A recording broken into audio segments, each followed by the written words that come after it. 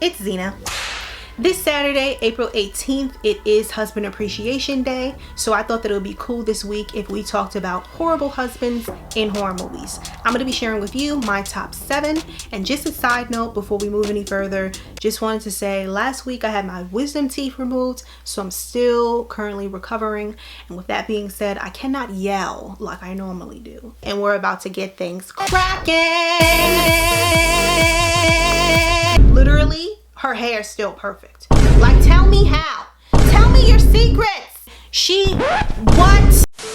So let's dive into this list. The first horrible husband is Don from The Girl on the Third Floor from 2019. The reason why Don is on this list, he decides to give into temptation while his wife is pregnant, while he is fixing up this rundown mansion for them. They decided to move, to the suburbs so they can start kind of fresh, so he could be like more of a family man. And it's like he's already messing that up already. It is just such a big job for him to do, and I commend him from wanting to do this for his wife, because honestly, it is clear as day that he loves his wife. But it's just kind of like, how do you mess up that fast? Like, it's just insane. His infidelity is the least of his troubles, because that house, it's even hard to say if the house is haunted or not, because it is, but it's beyond haunted. It's like the house is alive. The house bleeds. It has all types of liquids coming out of it. It has such a twisted past. The next one we're going to talk about is Guy Woodhouse from Rosemary's Baby from 1968. This should be no surprise. Guy pretty much sold his wife for fame, for his career. He didn't care about her happiness at all. He cared about his career. He literally let Satan assault his wife for his career. Like, what is wrong with you? What is wrong with you, Guy? One day, Rosemary decides to get like a cute little pixie cut, and I thought it looked cute, okay? Hence why I said cute little pixie cut. Instead of Guy saying like, hey, you look great, because she's already gaining weight, she already feels like crap, and on top of that, Satan's spawn is sucking like the life out of her, literally. So she does look terrible. But instead of Guy saying to her, hey, it looks great, he just tells her how terrible she looks. Wow, Guy. Wow. The next horrible husband that's on this list is Ellison from Sinister 2012. So Ellison is a true crime writer. Well, at least he was a decade ago. So he wants to make a comeback. Even though he has money in the bank and he can live in comfort, he decides to relocate his family to this house in a completely different area, and the house is terrible. Like, nobody really wanted to go, but he decides to move them in this house because he wants to do research. He doesn't tell his family that the family before, they hung themselves. Nice going, Ellison. Real great job on that, not telling your family. Not only that, but they find a box of Super 8 movies, and on each one there's a different family that's pretty much committing suicide in the worst way. Different each time. It's like he didn't care about his family when he decided to relocate at all. All he cares about is just, being a poppin' rider again. And it's like, dude, you already have money. You're already living in comfort. You already have an awesome family. Why don't you go sit down somewhere? But he doesn't want to. He wants more money. That's all he's thinking about. It's crazy.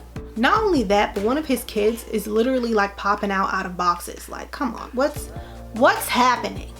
The next horrible husband on this list is Trevor from Candyman 1992. I wish I could give him a slap to the face. So the reason why he's on this list is because he cheats on his beautiful, loving, successful wife, Helen. Even though Helen was nosy and she was really getting carried away with Candyman, even though black people tried to tell her and she didn't listen, fine. But you know what? She always treated him right. Instead of just talking to her about it with the fact that if he felt like, oh, I feel neglected. No, he decides to cheat on her with a student, okay? And this student, her name is Stacy, and she's a tacky dresser, and she gets on my nerves.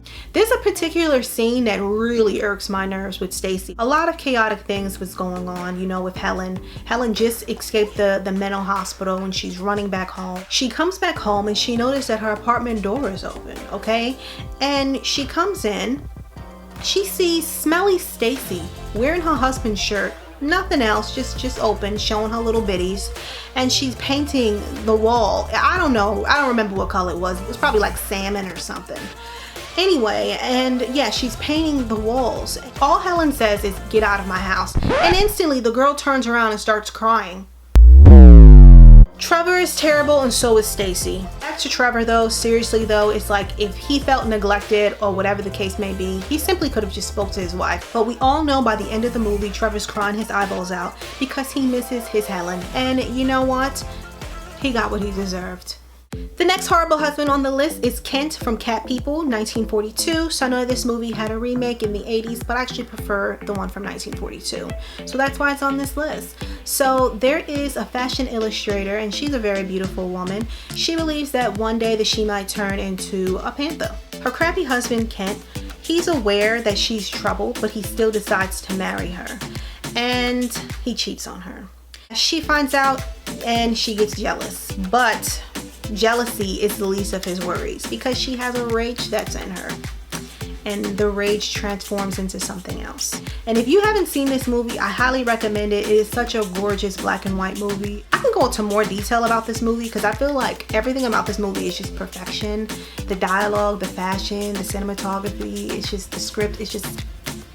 So the next one on this list is Dr. Shane Brown from Trouble Every Day from 2001. So this movie is a very uneasy movie, and it's hard to kind of talk about because it deals with different things.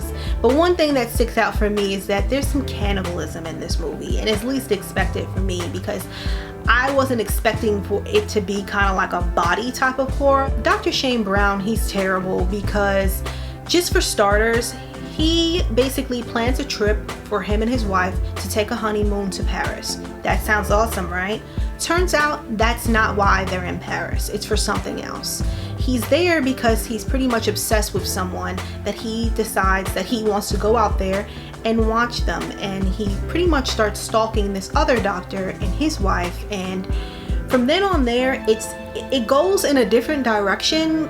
For starters, he tricks his wife. That's one thing that he does that's just like, oh, okay, that's bad. But it gets even worse than that. One other scene involves a lot of blood, and I'll leave it at that. And the last one is going to be Jerry Blake, aka Henry Morrison, aka Bill Hodgkins from The Stepfather, 1987. So we'll just keep it simple and call him Jerry. The reason why he's on this list is because he murders his entire family. Then he decides to move to a different town, marries this other woman, and he's living with her and his new stepdaughter. And the thing is with Jerry, he's very psychotic. He wants the perfect family, and he's literally willing to kill for it. A particular scene that stands out for me, and I'm sure to many people, is the question that he asks himself, who am I here? And it's a very chilling moment. So there has been some sequels, and honestly, the more they go on, it just gets sillier. So I decided to give you guys a bonus. And we're going to be talking about John from the movie Spirit Lost. It came out in 1997. So there's a couple who moves to this new house on this island, and they discover that there is a ghost. And then eventually John starts sleeping with the ghost in the attic. He literally starts sleeping with a ghost. Even though the ghost is trying to get rid of his wife who's pregnant, he doesn't care though. He just looks terrible over time. He's an artist. He doesn't want his wife coming up there. It's like, I'm doing work, but he's not working because he's banging a ghost. So it's like you're cheating and you have the nerves to cheat with a ghost. Guys, I was 10 when I watched this movie. 10. Why was I watching this? And I was freaked out because I'm like, how does this happen? Just see, I can't even yell like I want to. Lord be with me. Okay guys, so that's my list of horrible husbands in horror movies. I hope that you guys enjoyed it. This Saturday, I'm going to be coming back with another video for you guys. Thank you guys for watching, and I'll see you next time. How does this happen? Just see, I wish I could give him a slap to the face.